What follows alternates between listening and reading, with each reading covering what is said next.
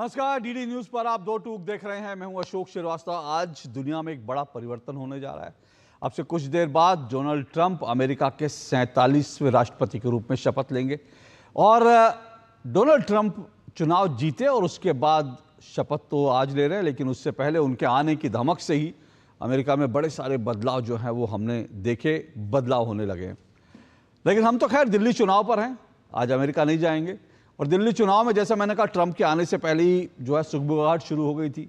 उसी तरह से दिल्ली में उत्तर प्रदेश के मुख्यमंत्री योगी आदित्यनाथ के आने से पहले ही सुगबुगाहट शुरू हो गई है। खबर है कि जल्दी वो योगी आदित्यनाथ जो है वो दिल्ली आएंगे और दिल्ली में करीब वो 14 सभाओं को संबोधित करेंगे। और अभी वो योगी आदित्यनाथ आए नहीं है, लेकिन जिस तरह से पूरे विपक्ष की ओर से उनके आने से पहले ही जो बयानबाजी शुरू हो गई, उससे कहीं ना कहीं ऐसा लग रहा है कि योगी आदित्यनाथ का दिल्ली में आना जो है वो एक बड़ी खबर जरूर बनने जा रहा है। लेकिन उस पर भी हमारी आज की चर्चा नहीं है, उसको हालांकि जिक्र जरूर होगा। लेकिन आज की बड़ी खबर क्या है? बड़ी खबर यह है कि दिल्ली चुनाव जो है वो अब धीरे धीरे पूरी तरह से जोर पकड़ रहा है और आज दिल्ली चुनाव में टुकड़े टुकड़े गैंग की एंट्री हो गई। जी हाँ, दिल्ली चुनाव में आज टुकड़े टुकड़े गैंग की एंट्री हो गई। दरअसल टुकड़े टुकड़े गैंग क्या है, आप अच्छी तरह से समझते हैं। दिल्ली में 2016 में दिल्ली में जेएनयू जो यूनिवर्सिटी है वहाँ पर नारे लगे थे। वहाँ पर एक आतंकवादी की बरसी मनाई गई और बरसी मनाने के बाद जो है वो नारे लगे वहाँ, भारत तेरे टुकड़े होंगे इंशाअल्लाह इंशाअल्लाह। और उस नारे के लगने के बाद कई लोग जो हैं, कई जो स्टूडेंट लीडर्स थे वो सुर्खियों में आ गए, देश के हीरो बना दिए गए और आज वो जो है पॉलिटिकल पार्टियों में भी हैं। और तब से टुकड़े टुकड़े गैंग जो है वो फेमस है उन लोगों के लिए जो चाहते हैं कि भारत एक देश ना रहे, भारत के टुकड़े टुकड़े हो जाएं। और तब से टुकड़े टुकड़े गैंग जो है वो एक टर्मिनोलॉजी बन गई है। आज दिल्ली के चुनाव में इस टर्मिनोलॉजी को इस्तेमाल किया अनुराग ठाकुर ने, बीजेपी के बड़े नेता हैं, पूर्व केंद्रीय मंत्री हैं। आज उन्होंने सीधा सीधा आरोप लगा दिया कि जो कांग्रेस है और आम आदमी पार्टी है, ये दोनों पार्टियां टुकड़े टुकड़े गैंग के साथ हैं। उसको लेकर पलटवार जो है आम आदमी पार्टी की तरफ से हुआ। आम आदमी पार्टी ने सीधा सीधा ये कह दिया कि भाई देखिए, बीजेपी जो है देशद्रोही पार्टी है। बीजेपी की तमाम जो है, आप देख लीजिए बीजेपी किस तरह से पाकिस्तान का समर्थन करती रही है, जिन्ना तक पहुंच गए। लेकिन इस सब के बीच जो है, अब जब बहस शुरू हुई है तो फिर टुकड़े टुकड़े गैंग की गहराई तक जाना भी जरूरी है। आम आदमी पार्टी के आरोप एक तरफ हैं, बीजेपी के आरोप एक तरफ हैं, कांग्रेस फिलहाल इस मुद्दे पर ज़्यादा मुखर नहीं है। लेकिन टुकड़े टुकड़े गैंग की एंट्री तो इन चुनाव में हो ही गई है। तो आज चलिए इसी पर आज दो टूक करेंगे कि दिल्ली का चुनाव गरमाया, टुकड़े टुकड़े गैंग आया। क्या है ये टुकड़े टुकड़े गैंग, कैसे इसकी एंट्री हो रही है और कौन है असल में टुकड़े टुकड़े गैंग, इस सब पे चर्चा होगी। इससे पहले आगे बढ़ें, ज़रा कुछ बयान सुन लीजिए इसको लेकर जो बयानबाजी हुई।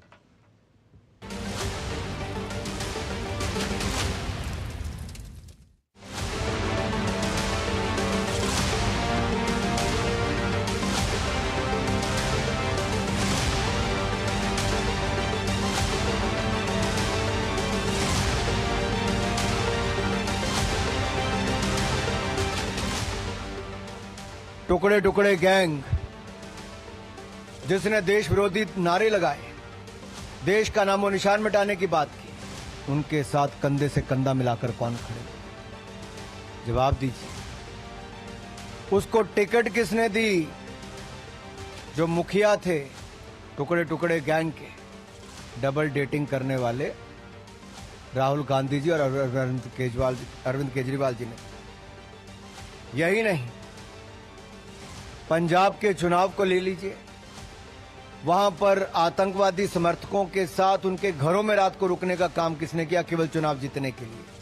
अरविंद केजरीवाल जी जवाब देना होगा। जिन्ना की कब्र पे मत्था टेकने वाले लोगों को देशभक्ति शब्द का इस्तेमाल नहीं करना चाहिए। उनके पुरखों ने जिन्ना की पार्टी मुस्लिम लीग के साथ मिलकर सरकार बनाई है। भारतीय जनता पार्टी के पुरखों ने आज़ादी के आंदोलन में क्रांतिकारियों के खिलाफ अंग्रेजों का साथ दिया है। भारतीय जनता पार्टी के पुरखों ने इस देश के अंदर ऐसे ऐसे काम किए हैं। अफजल गुरु को शहीद मानने वाली पार्टी के साथ तो इन लोगों ने सरकार बनाई है।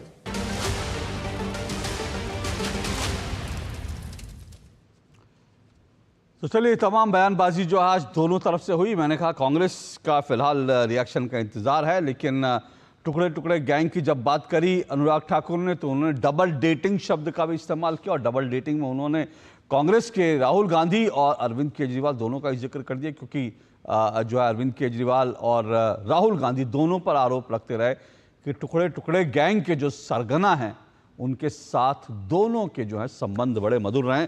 चले इन सब पर चर्चा करेंगे। टुकड़े टुकड़े गैंग की एंट्री हो गई है और इसमें आज की डिबेट में मेरे साथ 4 मेहमान जुड़ रहे हैं। चारों मेहमानों का परिचय करवा देता हूं।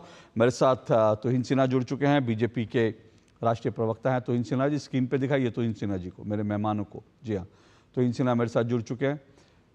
मेरे साथ संजीव कौशिक जुड़ चुके हैं, आम आदमी पार्टी के प्रवक्ता हैं संजीव कौशिक। मेरे साथ सैयद जवाद जुड़ चुके हैं, राजनीतिक विश्लेषक हैं, कांग्रेस पार्टी के समर्थक हैं। और आज तो कांग्रेस पार्टी के और राहुल गांधी के समर्थक ज़्यादा लग रहे हैं, डोले वोले दिखाते हुए जो है टी शर्ट पहनकर बैठे हैं, तो आज लग भी रहा है कि राहुल गांधी को फॉलो कर रहे हैं बड़ी शिद्दत के साथ। मेरे साथ स्टूडियो में जो है वो हर्ष वशिष्ठ जुड़े हुए हैं। हर्ष वशिष्ठ सामाजिक कार्यकर्ता हैं, दिल्ली में लोगों को चुनाव में वोट करना चाहिए, इसको लेकर जागरूक करने की कोशिश कर रहे हैं, और ये भी कोशिश कर रहे हैं कि किन मुद्दों पर दिल्ली के लोगों को वोट करना चाहिए। चलिए, इन सब पर आज चर्चा होगी। 4 मेहमान जुड़ चुके हैं, चारों मेहमान। तुहिन सिन्हा जी, आपसे इस डिबेट की शुरुआत कर रहा हूँ। ये टुकड़े टुकड़े गैंग की एंट्री दिल्ली में क्यों हो गई भाई? दिल्ली के अपने मुद्दे क्या कम हैं? दिल्ली में अपने आप बहुत सारे मुद्दे हैं, तो आप आज जो है टुकड़े टुकड़े गैंग की एंट्री करवा देते दिल्ली चुनाव में, इसकी क्या जरूरत लगी आपको? नमस्ते अशोक जी, सबको नमस्ते। देखिए, दिल्ली के जो विषय है वो तो जनता के जहन में समा ही गए हैं, और उसका नतीजा जो है वो आपको पिछले 1 हफ्ते में 3 बार दिख गया होगा। पिछले सप्ताह जब किडवाई नगर में अरविंद केजरीवाल को दौड़ा दिया गया था, उसके बाद बौखलाहट में जब उन्होंने अपनी गाड़ी जो है 2 लोगों पर चढ़ा देने की कोशिश की, या काबू नहीं अपने क्रोध पर, अपने इमोशन पर काबू नहीं रख पाए, और उनकी गाड़ी जो है वो 2 लोगों पर लगभग चढ़ चुकी थी। और तीसरा इंसिडेंट कल जब वो एक सभा को संबोधित कर रहे थे, कुछ नए वादे कर रहे थे, और एक महिला जो है वो बार बार सवाल कर रही थी कि पुरानी इलेक्ट्रिसिटी बिल का क्या होगा, उन्होंने जवाब देना तक मुनासिब। तो मेरे ख्याल से दिल्ली का चुनाव तो सेटल्ड है, लेकिन आम आदमी पार्टी जैसी पार्टी जो है अपनी विघटनकारी गतिविधियों से वो कहीं ना कहीं इस देश के लिए खतरा है, और ये बात भी लोगों के जहन में, लोगों तक पहुंचना बहुत जरूरी है। मेरे हाथ में इस वक्त जो है एक रिपोर्ट है, इंडिया टुडे का ये रिपोर्ट है 30 जनवरी 2017 का। गुरदयाल सिंह जो कि एक एक्स मिलिटेंट रह चुके हैं, उनके घर में केजरीवाल स्वयं जो है कैंपेन के दौरान, आम आदमी पार्टी के कैंपेन के दौरान पंजाब में ठहरे थे। ये भी एक सत्य है। आतिशी जी के माता पिता जो है वो अफजल गुरु को फांसी ना लगे इसकी गुहार कर चुके हैं। अब जब आतिशी जी मुख्यमंत्री बनी तो हमने बस उनसे इतनी अपेक्षा की थी, इतना अनुरोध किया था कि वो अपना स्टैंड इस विषय पर स्पष्ट करे कि क्या वो भी अपने माता पिता की बातों से या उनके विचार से इत्तेफाक रखती है। और मेरे ख्याल से किसी भी मुख्यमंत्री के लिए इतना जो है अपेक्षा होना बहुत नेचुरल चीज। ओके। अच्छा, अब जो है दिल्ली के अंदर अब आम आदमी पार्टी की जिस प्रकार की प्रवृत्ति है, जिस प्रकार के कैंडिडेट्स पर आज वो भरोसा कर रहे हैं, उनके नरेश बालियान किस मामले में अंदर है? मकोका के मामले में अंदर है, लेकिन जबरदस्ती उनकी पत्नी को उन्होंने टिकट दिया। तो एक तरह से ये सपोर्ट उन्होंने नरेश बालियान के गतिविधियों के प्रति जताया है। अमनुल्लाह खान किस मामले में अंदर थे?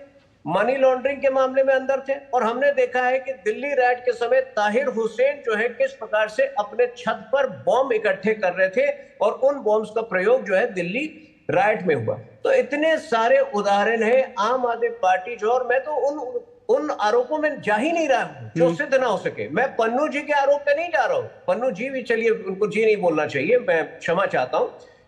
गुणवंत पन्नू के आरोप में मैं जा ही नहीं रहा हूं, क्योंकि मैं उसको सिद्ध नहीं कर सकता हूं। कुमार विश्वास ने कुछ गंभीर आरोप लगाए थे, आपको याद होगा 2022 में उन्होंने बहुत गंभीर आरोप लगाए थे, मैं उन पर नहीं जा रहा हूं। लेकिन जो आपको इंस्टेंसेस मैंने बताए वो अपने आप में खतरनाक है, और मुझे लगता है कि कोई भी पार्टी जो भारत में आगे जो है अपना वर्चस्व बढ़ाना चाहती है, अपनी आउटरीच बढ़ाना चाहती है, उसकी जवाबदेही यहां बनती है।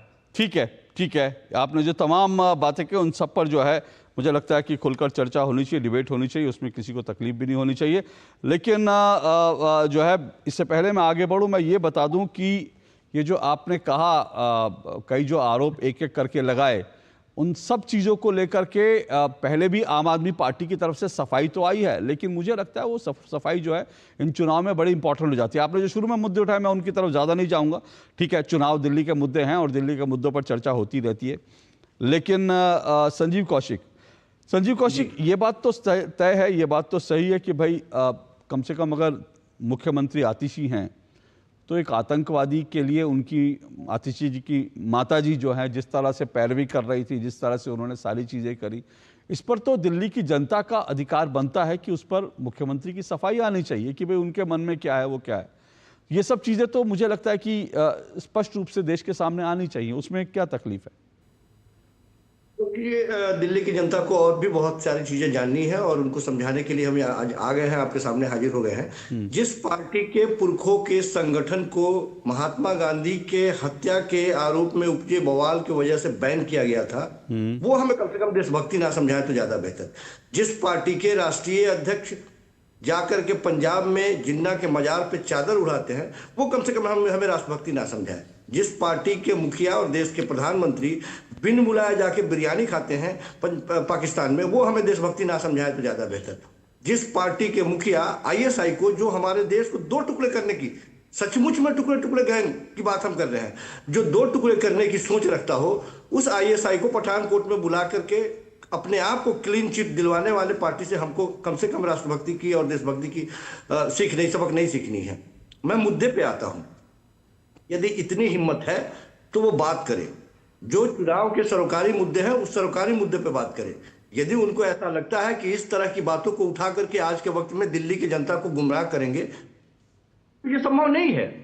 ये भगोड़े लोग हैं, मुद्दों से भागने वाले लोग हैं। दिल्ली का चुनाव है, राष्ट्र का चुनाव है, ये लोकसभा का चुनाव है। ये दिल्ली के चुनाव में दिल्ली के पानी, बिजली, शिक्षा, स्वास्थ्य, बच्चे, बुजुर्ग, ग्रंथि, जिसके बारे में हम बात कर रहे हैं उस पर बात करें ना।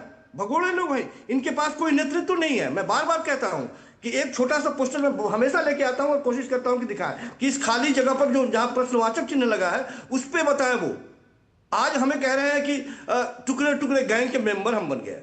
अरे साहब, चेहरे पर इस सरकार के तमाचा है, जिस पर आपने टुकड़े टुकड़े गैंग होने का आरोप लगाया, वो जेल गया और जेल से वापस बाहर आया। ये तमाचा है चेहरे पर। यदि आपकी बातों में सच्चाई होती तो कोर्ट में साबित करते कि वो उस लड़के ने टुकड़े टुकड़े गैंग की बात की थी। नहीं साबित कर पाया। अभी तो केस, ये केवल फर्जी बातें करते हैं। खत्म हो गया क्या संजीव कौशिक? नहीं साबित कर पाए। नहीं, अभी, अरे सुनिए एक मिनट, आपने सुनिए एक मिनट सर, आपने अभी कहा कि साबित हो जाता, ये हो जाए, क्या वो केस खत्म हो गया? ये तो कम से कम मेरी डिबेट को जो देख रहे हैं उनको जानने का अधिकार है ना कि क्या वो केस खत्म हो गया, जिसकी अनुमति अरविंद केजरीवाल ने ही दी थी, 2020 में चुनाव से ठीक पहले दी थी। क्या वो केस खत्म हो गया? बताइए। अशोक जी, जो लोग देशद्रोह पर इतनी लंबी हाँक रहे हैं, हमारे अधिकारों नहीं, सुनिए एक मिनट, नहीं संजीव जी एक मिनट, आपने पूरी बात करी, मैंने आपको रोका नहीं। आपने बीजेपी के ऊपर जो आरोप लगाने चाहे आपने लगा दिए, ठीक है, आपका अधिकार है वो, लेकिन मैं सीधा बात पूछ रहा हूं ना। आप कम से कम जो आरोप लगा रहे हो और जो सवाल आ रहे हैं उनको हम एड्रेस करते चलें। दो सवाल मेरे लिए इंपॉर्टेंट। पहली बात, आपने जो कहा कि कोर्ट को लेकर, उसमें वो मामला जो है टुकड़े भारत तेरे टुकड़े होंगे, वो मामला अदालत से अभी कोई आरोपी बरी नहीं हुआ है, कोई बरी नहीं हुआ है, और अरविंद केजरीवाल जी भी अदालत से बरी नहीं हुए हैं। ये भी उनके लिए भी मत कहिए कि वो। और दूसरा सवाल मैं फिर कह रहा हूं, जो मेरा मूल सवाल है, क्या ये सही नहीं है आतिशी जी की मां? तो क्या दिल्ली की जनता को जानने का हक नहीं है कि जो दिल्ली की मुख्यमंत्री हैं इतने समय से रही, और क्या उनके परिवार का और उनके परिवार का आतंकवाद को लेकर, जिसने भारत की संसद पर हमला किया, उसको लेकर के उनके परिवार का मत क्या है, मुख्यमंत्री का मत क्या है? ये तो बता ही सकते हैं आप। सुख जी, हमारी बात तो पूरी हो जाने दीजिए ना, हम उसी बात पे आ रहे थे। मैं सिर्फ ये कह रहा हूं कि जिस तरह से दिल्ली की सरकार के शक्तियों को, कोर्ट के द्वारा मिले हुए शक्तियों को छीनने के लिए कानून बना, क्या देशद्रोह पर इतने मुखर होने वाली एक पार्टी एक कानून नहीं बना सकती है कि इसकी परिभाषा क्या हो? नहीं, परिभाषा के अरे सर, अरे सुनिए ना सर, सर एक मिनट, अभी आप इसकी परिभाषा तय करेंगे? मतलब आप ये बताना चाह रहे हैं कि उनके माताजी की नजर में अगर अफजल गुरु आतंकी नहीं था तो आप भी आतंकी नहीं मानते? आप परिभाषा जानना चाहते हैं? अफजल गुरु आतंकी था, इसकी क्या परिभाषा में बतानी पड़ेगी। भारत की सुप्रीम कोर्ट ने कहा आतंकवादी था। अशोक जी, जिस पार्टी ने अफजल गुरु को शहीद माना उसके साथ तो एक, अरे अब इधर उधर मत जाइए। एक मिनट संजीव कौशिक जी, इधर उधर मत रहिए, सीधा सीधा एक सवाल मैं फिर पूछ रहा हूं। नहीं, मैं फिर पूछ रहा हूं, एक बार फिर पूछ रहा हूं। आतिशी जी की मां एक आतंकवादी जिसने भारत की संसद पर हमला किया, जिसको भारत की सुप्रीम कोर्ट ने कहा कि यह आतंकवादी है, जिसको फांसी की सजा सुनाई, उसको लेकर के आखिर उनकी माताजी और आतिशी जी का क्या मत है, यह देश को जानने कहा कि आज आप बता दीजिए, मामला खत्म हो जाएगा, मैं आगे बढ़ जाऊंगा। मैं आपके सवाल का मुकम्मल जवाब दूंगा, मैं आपसे वादा कर रहा हूं, लेकिन एक बार भारतीय जनता पार्टी के प्रवक्ता के आंखों में आके डाल के आप पूछिए कि अफजल गुरु को जो पार्टी शहीद मानती है उसके साथ वो सरकार सत्ता में आई और सत्ता की रोटी खाने के लिए एक ही शेर में दो दांत लगाई। हो गया आपका सवाल, ठीक है, आपका सवाल तुरंत पूछूंगा, एक मिनट तुरंत पूछूंगा, एक मिनट रुकिए, तुरंत पूछूंगा। वो जवाब देने के लिए हाथ खड़ा कर रहे हैं, लेकिन मैं उनके पास रुक के जाऊंगा। आप सवाल का जवाब दे दीजिए, उस सवाल का जवाब लेने उनके पास जाऊंगा। आप बताइए, अफजल गुरु आतंकवादी था, अफजल गुरु आतंकवादी था, तो उसको लेकर जो आतिशी जी की माता जी का जो बयान है, आतिशी की माता जी का जो पूरा स्टेटमेंट था, जो उनका स्टैंड था, क्या अरविंद, क्या आतिशी जी और आम आदमी पार्टी उनके साथ खड़ी है? वो यदि उंगली उठा रहे हैं तो उनके सवाल का जवाब लीजिए। मैं दावे के साथ कहता हूं कि मैं आपके सवाल का जवाब दूंगा। अरे मैं आपसे सवाल पूछ रहा हूं सर, जवाब देने के लिए मैं आपसे सवाल पूछ रहा हूं, उनको छोड़िए, मैं आपसे सवाल पूछ रहा हूं, और जो आपने कहा उनसे सवाल मैं भी पूछूंगा। अच्छा सुनिए, एक मिनट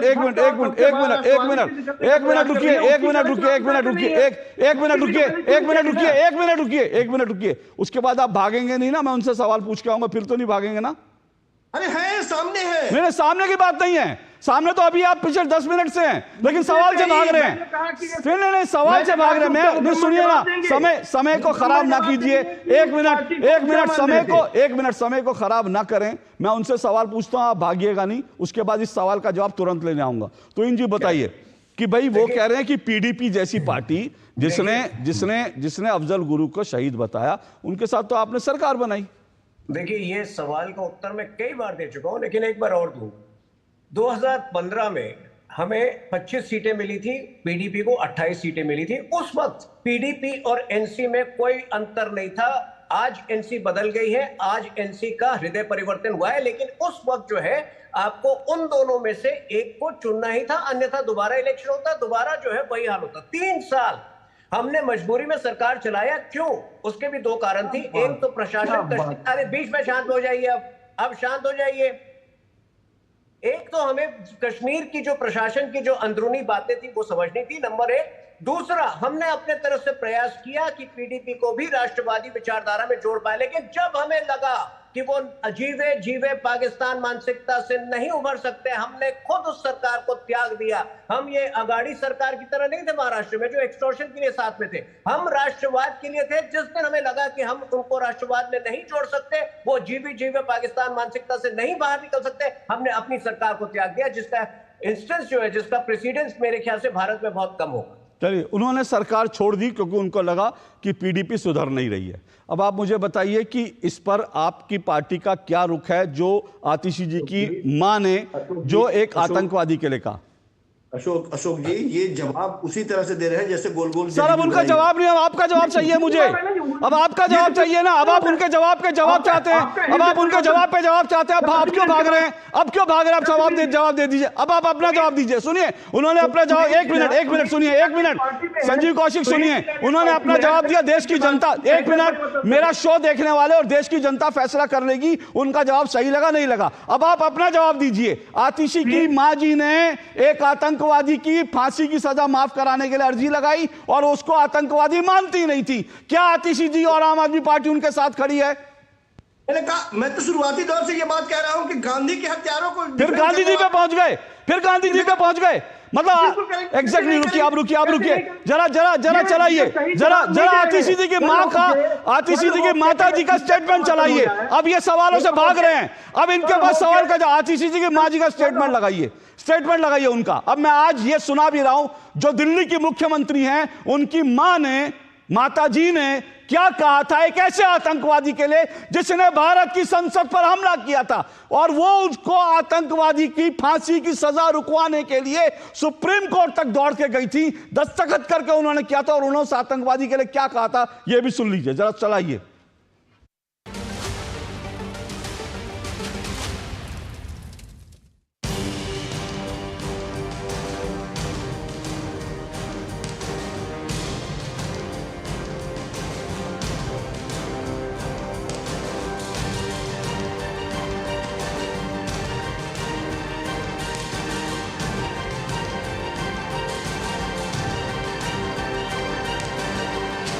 कश्मीर के अंदर महिलाओं का बलात्कार किया जाता है सुरक्षा बलों। One more has been saved from being hanged, so to that extent we are happy, but we are unhappy that Afzal has been made, in our political understanding, the scapegoat.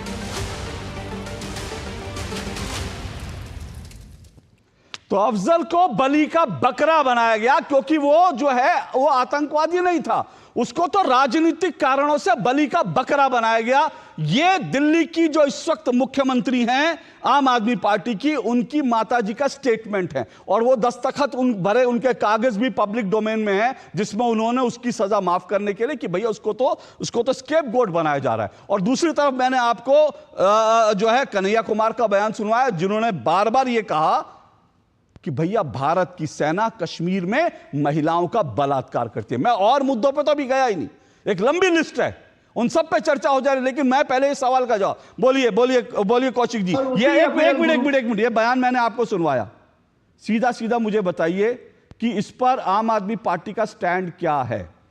मैंने कहा कि और उसी अफजल गुरु को शहीद मानने फिर वही आ गए, फिर घूम के बंद करिए। Thank you so much, thank you. इनके पास जवाब नहीं है तो मैं इस पर नहीं, मैं अपने दर्शकों का टाइम वेस्ट नहीं करूंगा। 3 बार 4 बार पूछ चुका, आप एक ही, मैंने उनसे जवाब ले लिया, अब आप भाग रहे हैं, हिम्मत है तो जवाब दीजिए। बार बार वो रिपीट कर रहे हैं, कितनी बार रिपीट करेंगे, स्ट्रेच खींचे जा रहे हैं। अरे आपने कहा आंख में आंख डाल के जवाब ले लीजिए। मैंने आवाज बंद कीजिए, ये मेरे दर्शकों का टाइम मत खराब कीजिए। आपके पास जवाब नहीं है, मैं जानता हूं, और इनके पास जवाब क्यों नहीं है? इनके पास जवाब इसलिए नहीं है क्योंकि आज तक न केवल अरविंद केजरीवाल, ना आतिशी मालेरना, ना फिर इसके अलावा आम आदमी पार्टी का कोई भी आदमी ठोक के ये कह पाया कि अफजल गुरु आतंकवादी था। और अगर जो अफजल गुरु को राजनीतिक बलि का बकरा मानता है उसको टुकड़े टुकड़े गैंग ना कहा जाए तो क्या कहा जाए? अरे इतनी तो हिम्मत रखिए ना, ठोक के कहिए हाँ वो आतंकवादी था। जिसको इस देश की सर्वोच्च न्यायालय ने कहा वो आतंकवादी था, जिसको इस देश की सर्वोच्च न्यायालय ने आतंकवादी बता करके उसको फांसी पर लटका दिया, और जिस आदमी ने खुद पब्लिक डोमेन में कहा कि मैं पाकिस्तान के लिए काम कर रहा था और पाकिस्तान के इशारे पर मैंने आतंकवादियों को संसद में घुसने के लिए हेल्प करी और मैं उनका सहयोगी था, उसको फांसी की सजा मिलती है। उसको आतंकवादी कहने पे जिस पार्टी को डर लगता है उस पार्टी को लेकर के क्या आपका मन होना चाहिए आप तय कीजिए। मैंने दूध का दूध पानी का पानी रख दिया। मुझे मालूम है अगले 1 घंटे तक डिबेट करूंगा, तब भी संजीव कौशिक की ओर से इसका जवाब नहीं आएगा, क्योंकि इस पूरे मामले पर उनका चाल चरित्र और चेहरा जो है वो समझने की जरूरत है। सैयद जवाद, संजीव कौशिक ऐसे नहीं चलेगा। मेरी डिबेट में आप बहुत बार आए हैं, आम आदमी पार्टी के प्रवक्ता बनने से पहले भी आए हैं। मैंने आपको पूरा समय दिया बीजेपी पे हमला करने के लिए, लेकिन आप यहां बीजेपी पे हमला करें, आप मेरे सवालों का जवाब देने के लिए भी आए हैं। अगर मेरे सवालों का जवाब नहीं देते बनता तो कहिए कि मुश्किल सवाल है, पास कर देता हूं, मैं सैयद जवाद के पास चला जाऊंगा। या फोन ऑफ फ्रेंड चाहिए तो बोलिए, आपके किसी दोस्त को लगा लीजिए। सैयद जवाद जी अशोक भाई, क्या अफजल गुरु आतंकवादी था कि नहीं था? नहीं, कोर्ट ने तो बिल्कुल कहा कि आतंकवादी था। तो फिर अगर उसको यह कहा जाए कि बलि का बकरा बनाया जा रहा है, मैं तो अभी जेएनयू के कांड पे गया ही नहीं, जहां से टुकड़े टुकड़े गैंग निकला था, मैं अभी उस पर गया ही नहीं।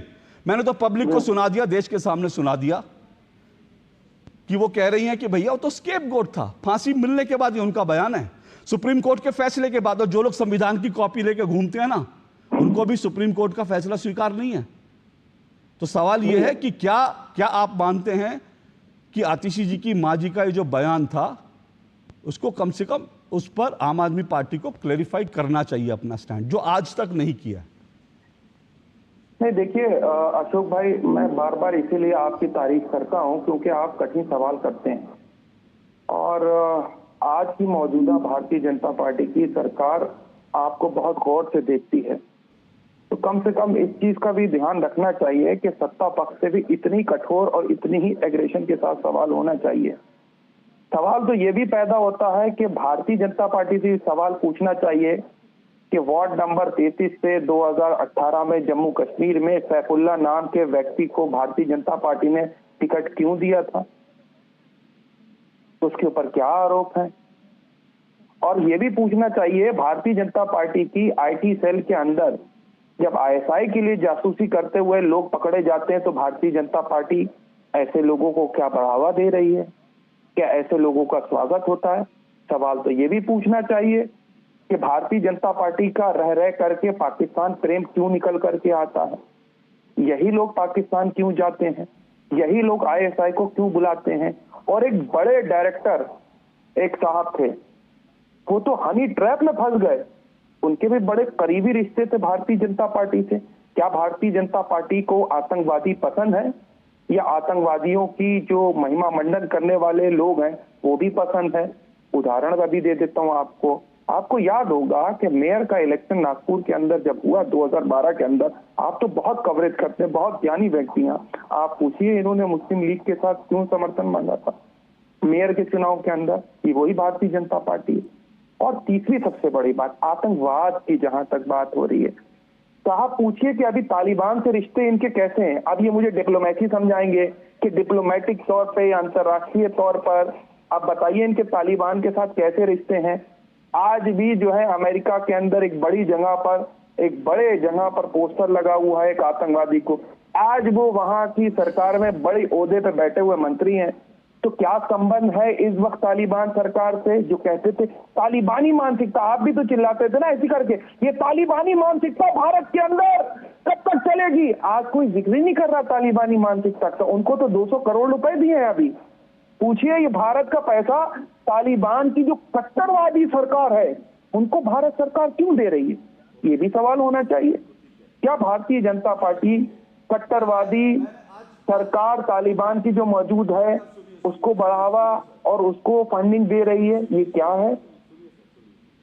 दो चीजें, आज जो अनुराग जी ने एक शब्द का इस्तेमाल किया डबल डेटिंग, वो आज डबल डेटिंग मेरे शो में जनता देख रही है। डबल डेटिंग क्या होती है, डबल डेटिंग जो संजीव कौशिक आम आदमी पार्टी के प्रवक्ता और कांग्रेस के सैयद जवादी जो डबल डेटिंग कर रहे हैं, दोनों से मैंने एक एक सवाल पूछा था, दोनों के मुंह से उस सवाल का कुछ एक शब्द नहीं निकला। भाई आप पहले सवाल का जवाब दे दो, आपने तो कहा सवाल का जवाब दो, फिर बीजेपी से, और रही बात बीजेपी से सवाल पूछने की ना, बीजेपी से भी सवाल पूछेंगे, बिल्कुल पूछ रहे हैं।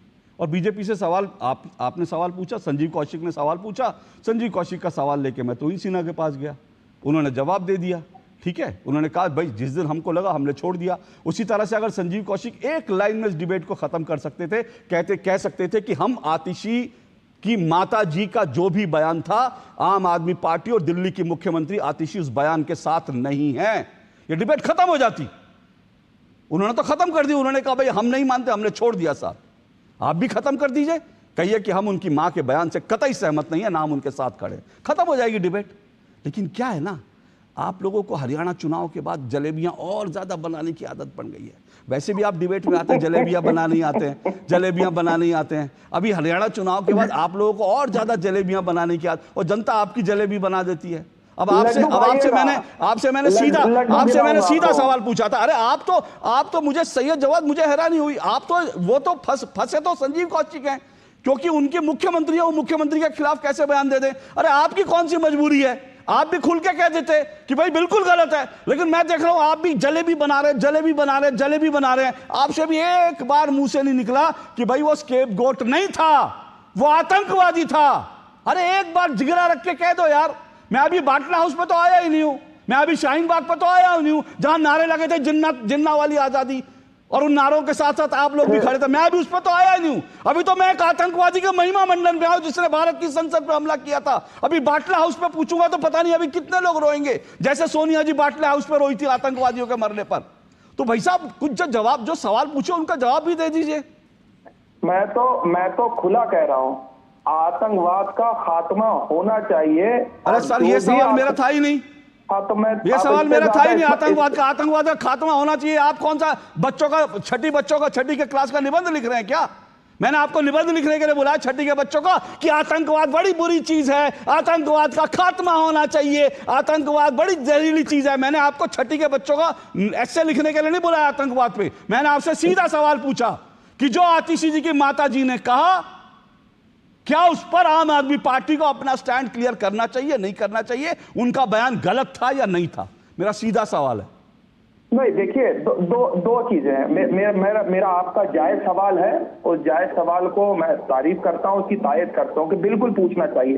लेकिन आज ये फैसला हो जाना चाहिए कि नाथूराम गोडसे आतंकी है, उसके समर्थन करने वाले आतंकी बहुत बढ़िया, बहुत और बढ़िया, उसकी बहुत बढ़िया, मानसिकता बहुत बढ़िया। है। सैयद जवाद, देखिए भाई, देखिए सैयद जवाद, मुझे कितनी हैरानी हो रही होगी मेरे दर्शकों को कि आज एक आतंकवादी को आतंकवादी बोलने में लोगों की चुक चुक चुक चुक चुक चुक दुक दुक दुक दुक दुक दुक दुक दुक आतंकवादी को आतंकवादी बोलने में, और वो भी वो आतंकवादी जिसको, और इसीलिए मैंने कहा ये लोग टुकड़े टुकड़े गैंग वाले हैं, क्योंकि ये लोग टुकड़े टुकड़े गैंग वाले हैं। आतंकवादी को आतंकवादी बोलने के लिए जिगरा चाहिए। बोला नहीं जाता आतंकवादी को बोला नहीं जाता। और सुनिए, भारत का पहला आतंकवादी कौन था? वो अब्दुल राशिद था, जिसने श्रद्धानंद जी की हत्या की थी, स्वामी श्रद्धानंद की हत्या की थी। और उससे भी पहले जो आतंकवादी था वो बाबर था आतंकवादी, वो औरंगजेब था आतंकवादी। लेकिन आप लोग जो है आतंकवादी के लिए शब्द नहीं बोले जाएंगे। मुझे हैरानी है। सुनिए, मैं किसी एक मिनट रुकिए, बंद कीजिए, आवाज बंद कीजिए। मैं हमेशा मानता हूं कि इस देश में ऐसे मुसलमान हैं जो देश से प्यार करते हैं, जो आतंकवाद से लड़ते हैं। अरे जम्मू कश्मीर में ही ना जाने कितने जम्मू कश्मीर के जो पुलिस में हैं, जो भारतीय सेना में हैं, वो आतंकवाद से लड़ते हुए अपनी जान दे रहे हैं, और वो कोई अपना मजहब नहीं देखते। लेकिन सैयद जवाद, आज आप मजहब के मुलम्मे में घुस गए हैं। आतंकवादियों के लिए आतंकवादी बोलने में आपको लग रहा है कि आपके मजहब पे आंच आ जाएगी। नहीं सैयद जवाद, आपका मजहब आतंकवाद का आतंकवादी कहने में आपके मजहब पे कोई आंच नहीं आएगी। दिल खोल के बोलिए कि वो आतंकवादी था, दिल खोल के बोलिए। जो उसका बचा रहा है वो आतंकवाद को बचा रहा है, दिल खोल के बोलिए। अपने मजहब को बदनाम मत कीजिए भगवान के लिए। आतंकवादी को आतंकवादी कहने का साहस रखिए। हर्ष जी, ये आप देख रहे हैं क्या तमाशा देश में चल रहा है। मैं कह रहा हूं छोटी सी बात है, और ये टुकड़े टुकड़े गैंग, मैं फिर से कह रहा हूं, ये अफजल गुरु से ही टुकड़े टुकड़े गैंग आया था। क्योंकि अफजल गुरु को सुप्रीम कोर्ट ने जब फांसी की सजा सुनाई, तो इस देश के कुछ ऐसे लोग वो आते हैं और कहते हैं कि ये तो जुडिशियल किलिंग है। वो भारत की सुप्रीम कोर्ट को हत्यारा बता देते हैं। और दुर्भाग्य देखिए, जो लोग भारत की सुप्रीम कोर्ट को हत्यारा कहने की जो है दुस्साहस रखते हैं, वही जो है लाल किताब लेके भी घूमते हैं कि हाँ देखो जी संविधान। वो संविधान का भी रोना रोते हैं। तो अगर संविधान की इतनी इज्जत करनी है, तो फिर जिसको देश की सुप्रीम कोर्ट ने कहा आतंकवादी, जिसको फांसी, उसको कम से कम आतंकवादी बोलने की हिम्मत रखी है। लेकिन ये आतंकवादी टुकड़े टुकड़े गैंग उसी जेएनयू से आया था, और अफजल गुरु की बरसी मनाने से ही शुरू हुआ था। और आज भी अफजल गुरु को इस देश में आतंकवादी मानने में ना सैयद जवाद तैयार हैं, उनके मुंह से नहीं निकल रहा। वो छठी के बच्चों का वो जो है निबंध पढ़ रहे हैं, और दूसरी तरफ संजीव कौशिक से ये नहीं कहा जा रहा कि हाँ हमारे मुख्यमंत्री की माता जी ने जो आतंकवादी के बचाने का काम किया, हम उसकी निंदा करते हैं, हम उसके साथ नहीं है। बोल देते एक बार, खत्म हो जाती डिबेट। हर्ष जी बोलिए। देखिए, मेरा प्रयास ये रहेगा कि मेरे जो विचार हैं वो थोड़ा सा रियलिटी में और प्रैक्टिकली बात करें। बिल्कुल, आप रियलिटी में। हम पिछले 70-75 साल पहले की बात कर रहे हैं। हमें ये सब चीज़ें समझनी पड़ेंगी। टुकड़े टुकड़े गैंग की जब बात होती है तभी होती है जब हमारे देश में या हमारी किसी स्टेट में कोई इम्पॉर्टेंट डिसीजन होने वाला होता है। अब दिल्ली चुनाव है, तो हमें समझना पड़ेगा कि हमें कौन इन्फ्लुएंस कर रहा है, ये नैरेटिव कौन सेट करना चाहता है। आज हम 80 साल पहले की बात कर रहे हैं। हमारी जनरेशन बड़ी है, सबसे ज़्यादा युवा जनरेशन वाला देश हमारा है। थोड़ा हम प्रोएक्टिव बात करें। दिल्ली के चुनाव होने वाले हैं, उसी टाइम पे लोग हमें इन्फ्लुएंस कर रहे हैं। आप पूरा समझिए पिछले 10-12 साल या 15 साल के अंदर क्या हुआ। जो कि इमीडिएटली हमें आज के वर्तमान के बारे में थोड़ा सा स्पष्ट करता है। 2010 के बाद से जब हम देख रहे थे तो हमारे यहाँ पर केवल भ्रष्टाचार और इन सब की बातें ही चल रही थी, और 2014 में एक बहुत बड़ा देश में परिवर्तन आया सरकार का।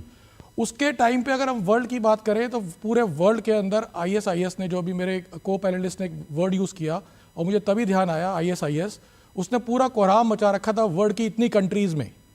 ये केवल हमारे देश के PM थे जिन्होंने पूरा हमें प्रोटेक्ट किया, और उन्होंने मुझे ध्यान है कि इंडिपेंडेंस डे वाले दिन ही अनाउंस किया था कि हम अपने देश की बाउंड्रीज को इतना बड़ा कर देंगे कि कोई अंदर आ ही नहीं सकता।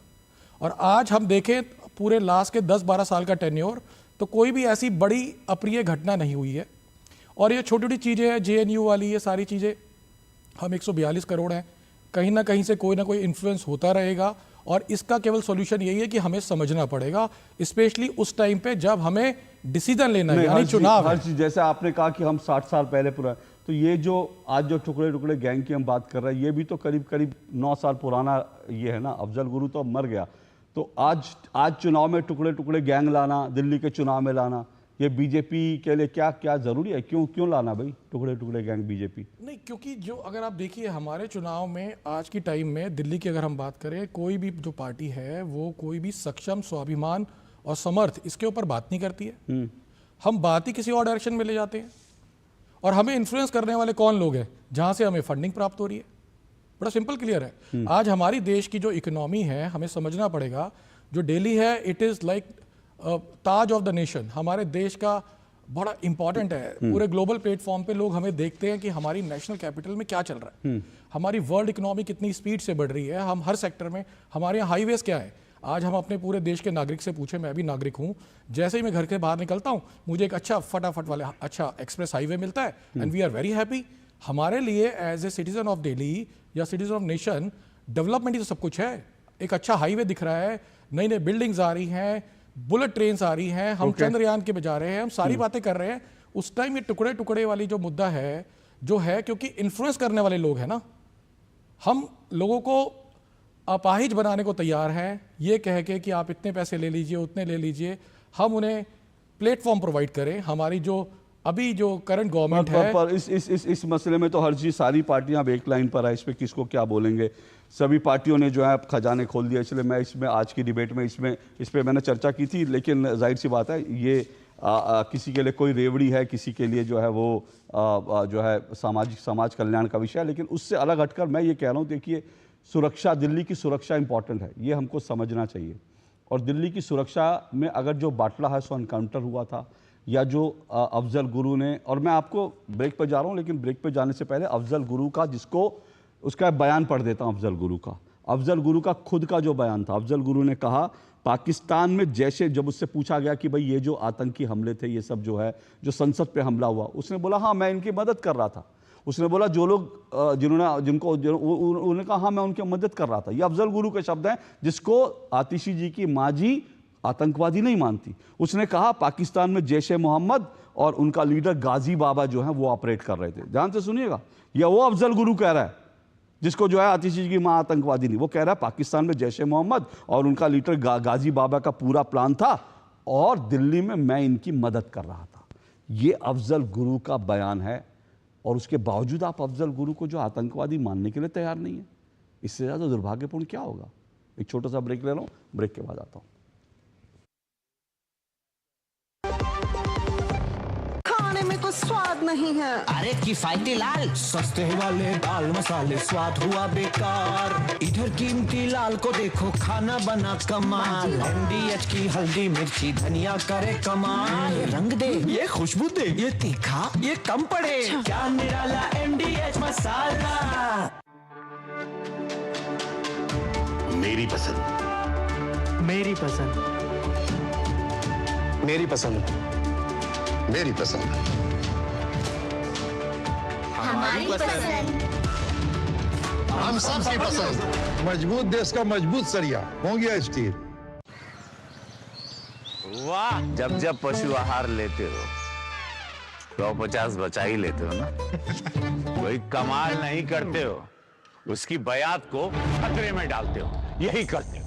तभी कहते हैं दिल से खिला, सिर्फ कपिला, देश का नंबर 1 पशु आहार। गोल्डी मसाले के 100 ग्राम के स्पेशल पैक्स में फ्रेशनेस लॉक है। ऐसे गोल्डी मसाले जहां जाएं रिश्ते बनाएं। रिटायरमेंट प्लानिंग के लिए तेरा एसआईपी के बारे में क्या ख्याल है? रिटायरमेंट अभी तो पूरी लाइफ बाकी है यार। और तुझे नहीं लगता अगर रिटायरमेंट के बारे में अभी से नहीं सोचे तो आगे जाके प्रॉब्लम होगी? पर रिटायरमेंट के बारे में सोचना क्यों है इतना जरूरी? जब तक आप रिटायर हो जाएंगे महंगाई काफी ज्यादा बढ़ जाएगी और आपकी इनकम वो तो रुक ही जाएगी। इसीलिए आज ही म्यूचुअल फंड्स में एसआईपी शुरू कीजिए और हर महीने थोड़ा थोड़ा करके धन इकट्ठा कीजिए एक कंफर्टेबल रिटायर्ड लाइफ जीने के लिए। अधिक जानकारी के लिए अपने वित्तीय सलाहकार से परामर्श करें। LIC म्यूचुअल फंड द्वारा निवेशक शिक्षा की एक पहल। म्यूचुअल फंड निवेश बाजार जोखिम के अधीन है। योजना से संबंधित सभी दस्तावेजों को ध्यान से पढ़ें। MDH का किचन किंग किचन में हो तो हम सब कुछ बना सकते हैं। बैंगन का भरता, आलू गोभी, भिंडी मसाला और भी बहुत कुछ। MDH। दिल्ली का चुनाव आया और टुकड़े टुकड़े गैंग दिल्ली में चुनाव गरमाए, टुकड़े टुकड़े गैंग आए। इसी पर आज हम चर्चा कर रहे हैं क्योंकि आज बीजेपी ने कांग्रेस और आम आदमी पार्टी को टुकड़े टुकड़े गैंग बोला। उधर से आम आदमी पार्टी ने कहा कि भाई बीजेपी जो है वो पाकिस्तान की मददगार है, वो देशद्रोही पार्टी है। इस तरह के समाजवादी माफ़ कीजिएगा आम आदमी पार्टी की तरफ से जो है वो रिबटल किया गया और ये जो माहौल गर्मा है इसी पर हम चर्चा कर रहे हैं। 4 मेहमान मेरे साथ जुड़े हुए हैं। तोहिन सिन्हा मेरे साथ जुड़े हुए हैं बीजेपी से, संजीव कौशिक जुड़े हुए हैं आम आदमी पार्टी से, सैयद जवाद जुड़े हुए हैं राजनीतिक विश्लेषक कांग्रेस पार्टी के समर्थक है और हर्ष वशिष्ठ जुड़े हुए हैं सामाजिक कार्यकर्ता हैं। तोहिन सिन्हा, कुछ सवाल उठे थे, आप उनका जवाब जल्दी से दीजिए, फिर मैं संजीव कौशिक की तरफ बढ़ूंगा। देखिए पहले तो मुझे देखिए उन्होंने वो कुछ चीजें कह रहे हैं। वो कह रहे हैं भाई आपकी पार्टी जो है दूध की धुली नहीं है। वो कह रहे हैं कि भाई नहीं, मैं एक एक सवाल का जवाब दूंगा। पता नहीं क्यों इनको ऐसा लगता है कि हमसे सवाल नहीं पूछा जाता। हमसे सवाल पूछा जाता है लेकिन चूंकि हम जवाब दे देते हैं बात आगे बढ़ती नहीं है। ये जवाब नहीं दे पाते। देखिए 2 बातें भी इन्होंने कही। नथुराम गोडसे जो है टेररिस्ट था कि नहीं, इनको लग रहा है मैं सवाल का उत्तर नहीं दे पाऊंगा। मैं इनसे पूछ रहा हूं। देखिए नथुराम गोडसे को मैं हत्यारा मानता हूं।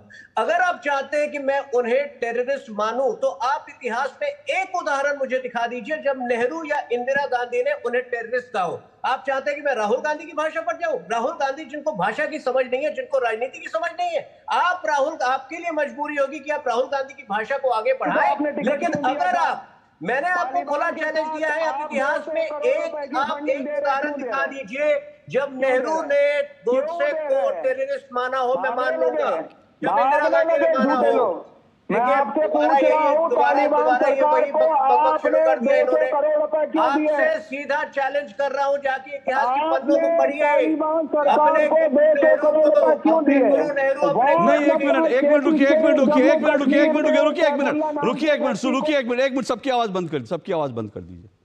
देखिए होता क्या है ना, ये सवाल नाथूराम गोडसे, फिर से एक बार मैं आपको बता दूं, नाथूराम गोडसे हत्यारा है, हत्यारा था, इसमें कोई दो राय नहीं। उसको कानूनन सजा मिली और आज भी मैंने तो नहीं सुना, ठीक है, लोग नाथूराम गोडसे के इस देश में बड़े सारे प्रशंसक भी हैं, जो मुझे लगता है गलत है। किसी भी हत्यारे की प्रशंसा नहीं होनी चाहिए, लेकिन जिस देश में आतंकवादी के ही प्रशंसक बैठे हों तो हत्यारे के लिए क्या आप कहेंगे? और वो भी मुख्यमंत्री उनकी माता जी, और वो भी जो है ऐसे व्यक्ति जो है जिसको कांग्रेस पार्टी टिकट देती है। और नाथूराम गोडसे, और ये बात ठीक है, नाथूराम गोडसे हत्यारा था, ये बात जो कह रहे हैं आप। राहुल गांधी तो ये भी कहते हैं वो स्टेट से लड़ रहे हैं, तो भाई राहुल गांधी की भाषा में तो बात नहीं होगी ना। अगर वो कह रहे हैं हत्यारा था, और ये भी आपको याद दिला दूं, कांग्रेस पार्टी के ही नेता हैं चौरसिया जी, जिन्होंने नाथूराम गोडसे का मध्य प्रदेश में मंदिर बनवाया है। तो भैया पहले चौरसिया जी से जाके पूछ लीजिए कि वो आतंकवादी था, आतंकवादी के मंदिर बना रहे, उसके बाद आइए। लेकिन सवालों पर जवाब हो जाए धीरे जल्दी से, क्योंकि ये मत कहिएगा कि मैंने सवाल पूछे नहीं। उन्होंने सवाल जवाब दे रहे हैं, और ये जो कह रहे हैं ये बात बिल्कुल ठीक कह रहे हैं कि अगर इंदिरा गांधी ने, पंडित नेहरू ने, या मैं तो कहता हूं कि आप उसके बाद भी आ जाइए, जवाहरलाल नेहरू ने, और उसके बाद भी अगर किसी ने कहा, आज अगर आप कहेंगे आतंकवादी, तो फिर आतंकवादियों की लिस्ट जो है वो सीधा सीधा अकबर तक जाएगी, तैमूर लंग तक जाएगी, और सारे उन तक जाएगी आतंकवादियों तक। फिर आप नाचते रहिएगा कि हमारे अकबर महान को आतंकवादी बोल दिया, हमारे बाबर को, हमारे मोहब्बत का मसीहा वो जो है जिसने ताजमहल में, उसको आतंकवादी बोल दिया। फिर बड़े आतंकवादी निकलेंगे, गड्ढे खोदेंगे तो, और कोई नहीं बचेगा फिर। दूसरे सवाल का भी उत्तर जल्दी दीजिए दूसरा। रुकिए सैयद जवाद, रुकिए सैयद जवाद, सुनिए अब एक मिनट रुकिए सैयद जवाद, रुकिए। आप सैयद जवाद की स्ट्रैटेजी भी समझ लीजिए। तो मैं चाहूंगा कि आप संक्षेप में, क्योंकि देखिए स्ट्रैटेजी क्या होती है, क्योंकि अफजल गुरु को आतंकवादी नहीं बताना, इसीलिए वो नाथूराम गोडसे, इनकी स्ट्रैटेजी भी मैं समझता हूं। मुझे इतने साल हो गए उनकी, वो आपको ट्रैप में फंसाते हैं, वो और वो मेरे को भी ट्रैप में फंसाते हैं। वो कहते हैं आप इनसे सवाल पूछ के दिखाओ। अरे सवाल पूछ लिया हमने, लेकिन अब उसी पे डिबेट करेंगे। क्यों? क्योंकि उनसे अफजल गुरु पे पूछ लिया तो दुख दुख दुख दुख दुख दुख दुख दुख। अफजल गुरु को तो आतंकवादी कहना नहीं। ठीक है, तो आप जल्दी से जवाब दीजिए, फिर मैं आगे बढ़ूंगा। दूसरा सवाल इन्होंने तालिबान के संदर्भ में उठाया था, मैं उसका भी जवाब दे दूं अगर समझने की क्षमता हो तो। देखिए जियोपॉलिटिक्स एक शब्द होता है, जियोपॉलिटिक्स। जब आज भी हम तालिबान की फिलॉसफी का पुरजोर विरोध करते हैं, लेकिन ये एक सत्य है कि पिछले 3 वर्षों से तालिबान की सरकार अफगानिस्तान में कायम है। क्या इंडिया की एयर स्पेस, इंडिया की जो विमानें हैं वो अफगानिस्तान से ऊपर गुजरती है या नहीं गुजरती है? क्या आज भी अफगानिस्तान में एक माइनॉरिटी आबादी हिंदुओं और सिखों की है या नहीं है? ऐसी स्थिति में एक डिप्लोमेटिक एंगेजमेंट होना मेरे ख्याल से ये सही है। और दूसरी बात, इससे आप ये बात जान लीजिए कि पाकिस्तान और चाइना में खलबली मच गई है, बड़े परेशान है वो। तो अगर आपको चाइना और पाकिस्तान के हलचल, पाकिस्तान और चाइना परेशान होते हैं, अगर इससे आपत्ति है तो आप प्रश्न उठाइए। लेकिन अगर फॉरेन पॉलिसी के जानकार नहीं है, अगर डिप्लोमेसी ये जानकार नहीं है, तो ऐसे विषयों पर बात मत करिए। ठीक है, और मैं भी चाहता हूं, देखिए फॉरेन पॉलिसी का मेरा सब्जेक्ट नहीं है। मैं जब सब फॉरेन पॉलिसी पे डिबेट करूंगा तो मुझे इन सब, मेरा आज का विषय और फॉरेन पॉलिसी नहीं है। लेकिन मैं नहीं, एक मिनट रुकिए। मैं और अब मैं इस विषय में, मेरा निवेदन है सभी लोगों से कि इस विषय में तालिबान, ISI, इसमें मत जाइए। आज का जो सवाल है, आपको बीजेपी से सैफुल्ला के सवाल पूछे, आप पूछिए ना, मुझे कोई दिक्कत नहीं है, आज के संदर्भ में पूछे। लेकिन मैं दर्शकों की जानकारी के लिए एक चीज और रख रहा हूं मैं, फिर उसके बाद जो है मैं डिबेट को आगे बढ़ा रहा हूं, संजीव कौशिक के पास जा रहा हूं। देखिए फिर कह रहा हूं, ये जो टुकड़े टुकड़े गैंग था ना, इन्होंने बड़ा कह दिया टुकड़े टुकड़े गैंग है नहीं। ये टुकड़े टुकड़े गैंग कैसा खतरनाक है, ये मैं JNU का पर्चा मेरे पास है, मैंने अभी वहां के स्टूडेंट्स जो यूनियन से जुड़े एक व्यक्ति से लिया है। ये पर्चा जानते हैं क्या है? इस पर्चे में क्या लिखा है?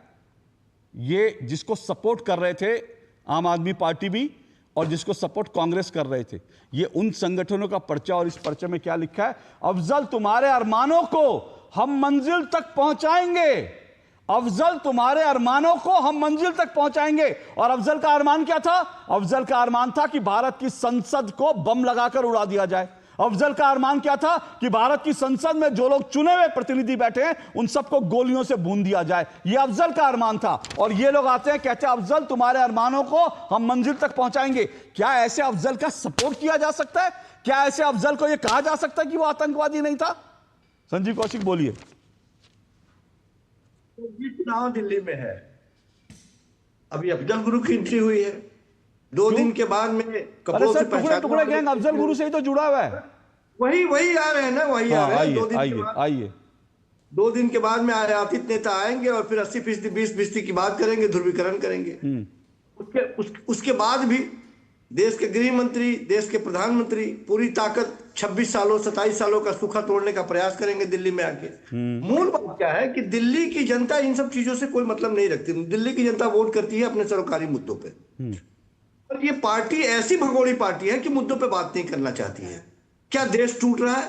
हिंदुस्तान के किसी भी राजनीतिक दल में या किसी भी राजनीतिक दल के सोच में यदि कोई ये सोचता हो कि वो हिंदुस्तान को तोड़ने की कोशिश कर रहा हो, तो हमें लगता है कि जो ये आरोप लगाता है वो मानसिक दिवालियेपन का शिकार है। वो एक बार अपना ब्रेन वॉश करा है। वो कोई भी पार्टी हो, हम किसी भी पार्टी के बारे में बात कर रहे हैं, हिंदुस्तान को तोड़ने की साजिश करना, किसी पार्टी को चेहरे पर यदि आप चश्मा करने का प्रयास कर रहे हैं तो आप मूल मुद्दे से भटक रहे हैं। दिल्ली के जनता के दिलों में जगह बनाने के बजाय आप दिल्ली के जनता को उनके अपने मुद्दों से ही भटकाने का प्रयास कर रहे हैं। हम कहते हैं कि भारतीय जनता पार्टी जो 26-27 सालों से सूखा पड़ा है, हम कहते हैं कि चलिए हम आपको एक स्कूल में दिखाते हैं कि दिल्ली का स्कूल कैसा है। वो कहते हैं नहीं, दिल्ली के मुख्यमंत्री के बाथरूम में जाके हम झांकेंगे, वहां देखेंगे कि किस तरह के टाइल्स लगे हुए हैं। सरकारी मुद्दों पे बात कीजिए, कोई पूछने वाला नहीं है। इस बार भी चाहे वो कांग्रेस पार्टी हो या भारतीय जनता पार्टी हो, कांग्रेस पार्टी लाख कोशिश कर ले भारतीय जनता पार्टी के कंधे पर बैठ करके अपने समीकरण को दुरुस्त करने का प्रयास कर ले और उनके गोद में बैठने का प्रयास कर ले और डैमेज करने का प्रयास करे। ये दोनों पार्टियां, इन्हीं दोनों पार्टियों ने तो राज किया है देश में ना। बेड़ा गर्क किया है नहीं दोनों ने। मैं तो कह रहा हूं कि मुद्दे की बात कीजिए, मुद्दों पे बात कीजिए, और मुद्दों से हम भागने वाले नहीं हैं। बिजली, पानी, शिक्षा, स्वास्थ्य, बच्चे, ये हमारे लिए बेहद बात करते हैं। सर एक मिनट रुकिएगा। हाँ okay okay okay okay okay. Bharatiya Janata party के पास न कोई नेतृत्व है, न कोई एजेंडा है, न कोई आगे की प्लानिंग है, किसी तरह की बातों में घुमाए। ओके। देखिए संजीव कौशिक, देखिए अब मैं सिर्फ, मुझे जल्दी से ब्रेक लेना, लेकिन मैं ब्रेक पे जाने से पहले दो चीजें कहता हूँ। देखिए संजीव कौशिक जी 2.5 मिनट बोले, मैंने उनको नहीं रोका, लेकिन उन्होंने मेरे सवाल का जवाब अब भी नहीं दिया। ठीक है, वो टॉयलेट में चले गए, मतलब टॉयलेट यानी अरविंद केजरीवाल जी का टॉयलेट, यहाँ टॉयलेट नहीं, यहाँ तो बैठे हुए हैं, यहाँ वहाँ टॉयलेट, वो अरविंद केजरीवाल के टॉयलेट पे चले गए, बिजली पानी पे चले गए। ठीक है, उन्होंने कहा कि दिल्ली की जनता के लिए मुद्दे नहीं हैं, उन्होंने कहा ये भगोड़े हैं, भाग जाते हैं मुद्दों से। मैं कहता हूँ कि ये भगोड़ा कौन है, सवालों से कौन भाग रहा है, ये जो मेरा दर्शक जो देख रहा है वो फैसला करे। मेरा एक ही सवाल था और मैं बार बार ये पूछूंगा, और मुझे लगता है पूरे चुनाव तक दिल्ली की मुख्यमंत्री आतिशी से सवाल पूछा जाना चाहिए कि क्या आप अपनी माता जी के उन विचारों के साथ खड़ी हैं जहां अफजल गुरु आतंकवादी नहीं है। उस सवाल का कोई जवाब नहीं, चुप्पी है। और ये मुद्दे दिल्ली का है, कौशिक जी दिल्ली का है, हर्ष जी बैठे हैं, मैं बैठा हूं, हम लोग दिल्ली के रहने वाले हैं, आप भी दिल्ली के हैं, सैयद जवाद भी दिल्ली के हैं। 2014 से पहले याद कीजिए, दिल्ली का एक एक नागरिक जब डीटीसी में चढ़ता था तो डीटीसी बस के ऊपर लिखा रहता था कि अपने आसपास पहले झांक लीजिए, सीट के नीचे बम तो नहीं है सीट के नीचे, और अगर कुछ दिख जाए, किसी का बैग भी छूट जाए तो पूरी बस खाली हो जाती थी कि अरे भैया बम बम बम। इसी दिल्ली में जहां मैं बैठा हूं, यहां से 1 किलोमीटर दूर 12 खंबा रोड पर दिल्ली की राजधानी में बम फटे थे। सरोजनी नगर मार्केट में आप जाइए, लाजपत नगर मार्केट में जाइए, लोगों के दिल दुख दुख होते थे मार्केट के बाजार में जाने पर, पता नहीं कब कहां कुकर बम फट जाए, पता नहीं कब कहां पर जो है वो ब्रीफकेस बम फट जाए। तो आज अगर लोग, दिल्ली के लोग अगर आज खुद को सुरक्षित महसूस कर रहे हैं तो इसलिए महसूस कर रहे हैं क्योंकि आतंकवादियों को मुंह तोड़ जवाब दिया गया है। और आप कह रहे हैं ये मुद्दे नहीं है देश, दिल्ली की जनता के लिए। दिल्ली की जनता क्या चीथड़े बम फटे और चीथड़े उड़ जाए?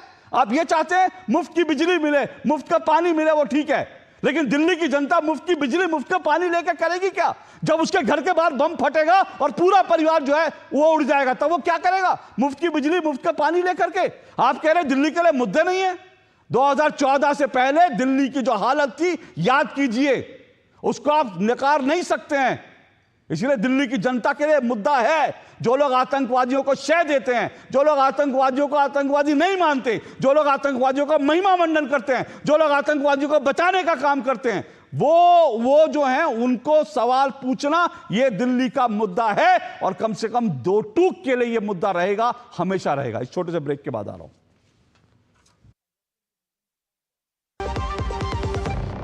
एक ऐसा तबका जो रिटायरमेंट के बारे में आज भी बिल्कुल नहीं सोचता, वो है औरतें। औरतें कमा के भी वल्नरेबल हैं। सो एनपीएस एक इक्वालिटी ला रहा है, हम सब एक बराबर प्लेटफॉर्म पे हैं। अपने बेहतर कल को सुनिश्चित करने के लिए एनपीएस जरूरी है।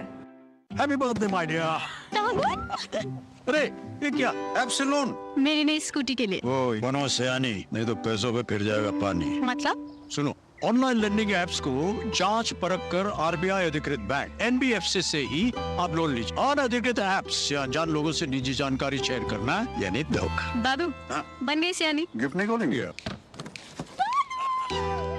आरबीआई कहता है इनसे जानकार बनिए, सतर्क रहिए।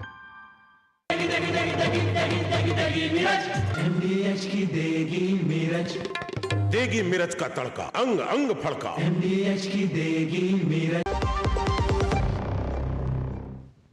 चले दो टुक, आप देख रहे हैं दिल्ली का चुनाव गरमाया और टुकड़े टुकड़े गैंग आया, इसी पर चर्चा करें। 4 मेहमान मेरे साथ जुड़े हैं। जल्दी से सैयद जवाद, मैं आपसे जानना चाहता हूँ, बाटला हाउस एनकाउंटर फर्जी तो नहीं था ना? पक्का था ना? आप तो उसके पास ही रहते हैं, आपको ज़्यादा खबर होगी। बाटला हाउस एनकाउंटर फर्जी, अब ये भी मत किए कि दिल्ली का मुद्दा नहीं है, ये मुद्दा है। 2 सवाल आपके हैं, एक बाटला हाउस एनकाउंटर को लेकर के और दूसरा जो है टुकड़े टुकड़े गैंग को लेकर। दोनों ही सवाल आपके जायज भी हैं, पूछे भी जाना चाहिए और मजबूती के साथ भी उठाना चाहिए। देखिए, सवाल ये खड़ा होता है कि भारतीय जनता पार्टी के पास दिल्ली में बताने के लिए क्या सिर्फ यही मुद्दे हैं? लोगों के लिए बताइए। आपने कहा कि पहले ब्रीफकेस में बम फटा करते थे, आज भी आपको पता है दिल्ली के अंदर खुलेआम क्राइम हो रहा है। आपको पता है दिल्ली के अंदर किस किस तरीके के कारोबार हो रहे हैं। और दिल्ली पुलिस जो है कई दफा तमाशबीन के तरीके तमाशा भी देखती रही, हमने ये भी देखे। और लॉ एंड ऑर्डर की जिम्मेदारी किसकी है? भारतीय जनता पार्टी की है। वो भी सवाल पूछना चाहिए। आप सवाल पूछिए, खूब घेरिए, लेकिन सत्ता पक्ष से भी तो सवाल करिए कि ये आरोप लगा करके रुकेंगे या भाग मैं आपको जाएंगे? एक चीज का सुनिए, मैं आपको एक चीज का वचन दे रहा हूं आज, चाहे संजीव कौशिक या आपकी पार्टी कांग्रेस, दोनों जिस दिन दिल्ली के लॉ एंड ऑर्डर पे प्रेस कॉन्फ्रेंस करेंगे, मैं उस पर पूरे 1 घंटे डिबेट करूंगा दिल्ली के लॉ एंड ऑर्डर पे। मुझे कोई एतराज नहीं है। आप जितने सवाल होंगे सब सवाल उठाऊंगा। लेकिन आज मेरा जो सवाल, दोनों सवालों को आपने जायज कहा, लेकिन दोनों सवालों का जवाब आपने नहीं दिया। ये मैं याद दिला रहा हूं। अगर कुछ है कहने के लिए तो बोलिए। मैं तो आपको दे रहा हूं, मैं भाग थोड़ी ना रहा हूं। बाटला हाउस एनकाउंटर असली था, फर्जी था कि क्या था? क्योंकि आम आदमी पार्टी ने और कांग्रेस ने दोनों ने बाटला हाउस एनकाउंटर, जिसमें वो दिल्ली पुलिस के एक जो है अधिकारी शहीद हुए थे, बलिदान जिन्होंने दिया था, दोनों पार्टियों ने इसको कहा था कि बाटला हाउस एनकाउंटर, ये टुकड़े टुकड़े गैंग है ना। जब आप बाटला हाउस एनकाउंटर होता है तो कहते हैं तो फर्जी है। सोनिया जी रोती हैं रात भर उन आतंकवादियों की मरने पर। तो मैं ये पूछ रहा हूँ कि ये अब ये बाटला हाउस एनकाउंटर, क्योंकि संजीव कौशिक तो नहीं कह पाए कि भाई वो आतंकवादी था, वो नहीं कह पाए, क्योंकि मैं फिर कह रहा हूँ वो नहीं कह पाएंगे क्योंकि उनकी जो है मुख्यमंत्री जो है। लेकिन आप कह सकते हैं आप बाटला हाउस एनकाउंटर असली था या फर्जी था, क्या था? नहीं, देखिए, अफजल गुरु को लेकर के जो बात हो रही वो तो साफ कोर्ट ने भी कही और कोर्ट ने उनको दोषी माना, तो वो आतंकवादी थे। जो सुप्रीम कोर्ट ने फैसला दे दिया वो बिल्कुल ठीक। हम सुप्रीम कोर्ट के ऊपर कोई किसी तरीके की बात नहीं वो कर रहे। आतंकवादी थे नहीं, वो आतंकवादी था। आप भी माफी मांग लीजिए जैसे तोहिन जी ने माफी मांग ली। वो आतंकवादी था। हाँ। ठीक है, तो आतिशी जी की माँ जी ने जो कहा आप उसके साथ उसका विरोध करते हैं ना? मैं बिल्कुल साफ स्पष्ट शब्दों में कह रहा हूं, जो आतंकवादी था और खत्म हो गया, फांसी दे दी। अब आप क्या चाह रहे हैं? नहीं, मैं ये चाह रहा हूं उसका महिमा मंडन नहीं होना चाहिए। मैं सिर्फ ये चाह रहा हूं, ये कहना कि वो बलि का बकरा था, जो कहे उसका विरोध करिए। मैं आपसे साफ लफ्जों में कह रहा हूं कि भारतीय जनता पार्टी ने अभी तक इस चीज का स्पष्टीकरण नहीं दिया कि सैफुल्लाह नाम के व्यक्ति को वार्ड नंबर 33 से इन्होंने टिकट क्यों दिया। ठीक है, आपका ये स्पष्टीकरण, आपका ये स्पष्टीकरण अभी लेता हूं आपका स्पष्टीकरण। ना मैं भागूंगा ना तो जी को भागने दूंगा। लेकिन क्या आतिशी जी, आपसे शायद आज की डिबेट में मेरे ख्याल से 8वीं या 9वीं बार पूछ रहा हूं, क्या आतिशी जी की मां ने जो कहा कि भाई वो बलि का बकरा था, क्या आतिशी जी की मां जी का आप विरोध करते हैं इस बात के लिए? नहीं, अगर आतिशी जी की माँ को लगता है तो मैंने बाइट सुना है भाई, बाइट सुना है मैंने। अरे सुनिए, बहुत लंबा वक्त गुजर गया उनकी बात से, उनका स्पष्टीकरण तो यही देंगे जाकर के। हम नहीं पूछ रहे, ये उसका स्पष्टीकरण तो ये आम आदमी पार्टी वाले देंगे। मुझे लगता है, शुक्रिया।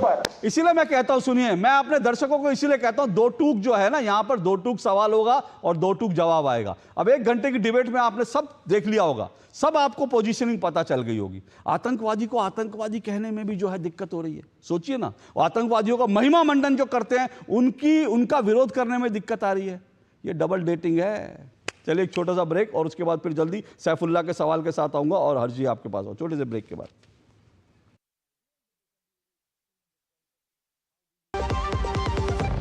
खाने में कोई स्वाद नहीं है। अरे किफायती लाल सस्ते वाले दाल मसाले स्वाद हुआ बेकार। इधर कीमती लाल को देखो खाना बना कमाल। NDH की हल्दी मिर्ची धनिया करे कमाल। ये रंग दे, ये खुशबू दे, ये तीखा, ये कम पड़े। क्या निराला NDH मसाला। जब धरती चीर कर निकलता है लोहे का पत्थर और मिलता है मोंगिया के जोश से, फिर तपता है, पिघलता है और बनता है फौलाद। अब होता है सरिया सारी खूबियों के साथ। मोंगिया स्टील, मजबूत देश का मजबूत सरिया। रिटायरमेंट प्लानिंग के लिए तेरा SIP के बारे में क्या ख्याल है? रिटायरमेंट अभी तो पूरी लाइफ बाकी है यार। और तुझे नहीं लगता अगर रिटायरमेंट के बारे में अभी से नहीं सोचे तो आगे जाके प्रॉब्लम होगी। पर रिटायरमेंट के बारे में सोचना क्यों है इतना जरूरी? जब तक आप रिटायर हो जाएंगे महंगाई काफी ज्यादा बढ़ जाएगी और आपकी इनकम वो तो रुक ही जाएगी। इसीलिए आज ही म्यूचुअल फंड्स में SIP शुरू कीजिए और हर महीने थोड़ा थोड़ा करके धन इकट्ठा कीजिए एक कंफर्टेबल रिटायर्ड लाइफ जीने के लिए। अधिक जानकारी के लिए अपने वित्तीय सलाहकार से परामर्श करें। LIC म्यूचुअल फंड द्वारा निवेशक शिक्षा की एक पहल। म्यूचुअल फंड निवेश बाजार जोखिम के अधीन है। योजना से संबंधित सभी दस्तावेजों को ध्यान से पढ़ें। MDH की देगी मिर्च, देगी मिर्च का तड़का, अंग अंग फड़का। MDH की देगी मिर्च। 10 बज गए, मुझे नहीं मालूम था ये ब्रेक इतने लंबे हैं। और लेकिन 2 सवाल तो इन सिन्हा जी अगली बार जब भी आप जुड़ेंगे मैं यहीं से शुरू करूंगा, क्योंकि मैं कोई सवाल नहीं चाहता अनुत्तरित तो कि ये सवाल नहीं सर मेरे पास बिल्कुल। देखिए 10 बज गए, मेरी घड़ी दिखा रही है और अभी जो है कुछ ही देर में अमेरिका के राष्ट्रपति डोनाल्ड ट्रंप जो हैं वो एक बड़ी खबर और आ रही है, तो मैं अंतर्राष्ट्रीय खबरों से तमाम हमारे दर्शकों से रूबरू कराना होगा। लेकिन बहुत बहुत शुक्रिया। पर ये डिबेट जारी रहेगी। इन सवालों को ना मैं छोड़ूंगा, ना आपके सवाल छोड़ूंगा संजीव कौशिक जी, ना आपके सैयद जवाद आपके सवाल छोड़ूंगा। ये लगातार पूछता रहूँगा, लेकिन मेरे भी सवाल हैं, उन सवालों को मैं आपसे लगातार पूछता रहूँगा। आज के लिए इतना, इजाज़त दीजिए, नमस्कार।